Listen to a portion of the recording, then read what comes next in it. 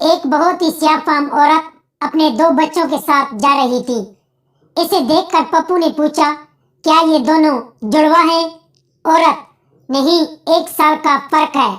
پپو: یقین نہیں آتا کہ کوئی آپ کا 2 بار بھی لے سکتا ہے۔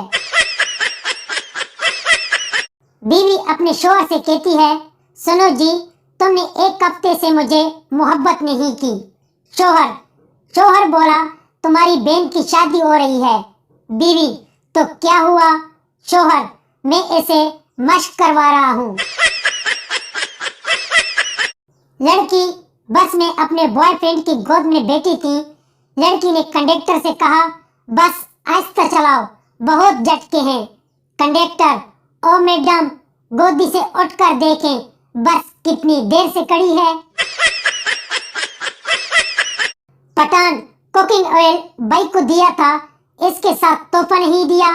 دکاندار: اس کے ساتھ کوئی تحفہ نہیں ہے۔ پٹھان: بڑا ہمیں بیوقوف مت بناؤ، اس پر لکھا ہے کہ کولیسٹرول فری۔ پٹھان: آج پھر مجھے عالیہ بھٹ کو کس کرنے کا دل کر رہا ہے۔ سردار: کیا تم نے پہلے عالیہ کو کس کی ہے؟ پٹھان: نہیں مرا، پہلے بھی دل کر رہا تھا۔ لڑکی کا پرانا بوائے فرینڈ لڑکی کی شادی میں دولہے جیسے کپڑے پہن کر آیا۔ ایک بچے نے اسے دیکھا اور پوچھا، کیا تم دولہا ہو؟ اس نے جواب دیا، نہیں، میں سیمی فائنل میں باہر ہو گیا تھا، فائنل دیکھنے آیا ہوں۔ لڑکی: آج پاپا نے مجھے آپ کے ساتھ بائک پر جاتے دیکھا۔ لڑکا: او، پھر کیا ہوا؟ لڑکی: وہی ہوا جو ڈر تھا، بس کے کرائے کے پیسے واپس لے لیے۔ ہماری فیملی بہت سخت ہے نا۔ بیوی نے شوہر کو 2 کام بول دیے، شوہر نے صاف انکار کیا۔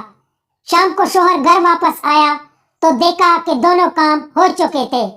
شوہر: یہ سب کس نے کیا؟ بیوی: پڑوسی نے، لیکن بدلے میں اس نے ایک شرط رکھی تھی کہ یا تو برگر کھلاؤ گے یا پھر کس دو گے۔ شوہر: تم نے پھر اسے برگر کھلایا ہوگا۔ بیوی: کیا میں تمہیں میک ڈونلڈ والی لگتی ہوں؟ پپو اپنی ماں سے: پاپا نے میرے سالگرہ پر غبارے کیوں پھوڑے؟ ماں: کیونکہ بیٹا تم آج اپنی سالگرہ صرف غبارے کے پھٹنے کی وجہ سے منا رہے ہو۔ پپو کل رات گھر لوٹا تو دیکھا کہ کوئی میری بیوی کو چوم رہا ہے۔ پپو کا دوست بولا، تو تم نے کیا کیا؟ پپو: میں نے جلدی سے لائٹ آف کر دی تاکہ وہ نہ دیکھ سکے کہ میں نے اسے دیکھا ہے۔ پپو: کیا ہوا؟ تم اتنے پریشان کیوں ہو؟ پپو کا دوست: بیوی کو لڑنے کے لیے بس ایک بہانہ چاہیے۔ پپو: ارے کیا ہوا؟ پپو کا دوست: میں سیکس کے موڈ میں تھا، بیوی نے شلوار قمیض اتار دی تو میں نے پوچھا کہ تم نے اپنی بہن کی برا اور پینٹی کیوں پہنی ہے، بس لڑنا شروع کر دیا۔